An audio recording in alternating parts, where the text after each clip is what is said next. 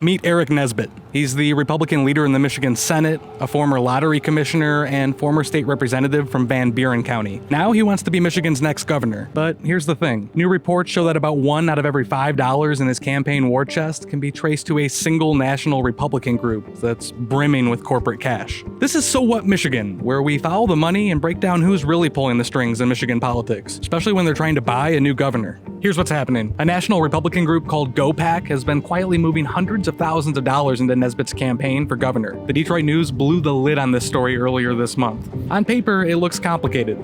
The cash reportedly flowed through at least 5 different PACs, some of them practically dormant before it landed in Nesbitt's account. But the impact is simple. GOPAC pumped more than $400,000 into his campaign in just a couple days, right as he announced he was running for governor. Now, experts say this looks a lot like an attempt to get around Michigan's campaign finance laws, those rules that limit how much one group can give to a candidate, because instead of writing Nesbitt a single $400,000 check, GOPAC spread the money across multiple PACs. Each one wrote him the maximum legal donation, over and over again. And that's why it's so hard for voters to trace who's really bankrolling his bid for governor. So who's behind GOPAC's money? Well, public filings show major contributions from Big Tobacco, Altria, and RAI Services, plus big names like Walmart, Amazon, and General Motors. And because the money got funneled through this web of PACs, it's almost impossible to know which donors are really backing Nesbitt or what they expect in return. So what? Well, Nesbitt might be pitching himself as just another candidate, but nearly 20% of his campaign is funded, albeit indirectly, by some of the biggest corporations in America. That's not pocket change, and that's not coming from everyday Michiganders. So before Nesbitt's name shows up on a ballot near you, it's worth asking, whose interest will he really serve?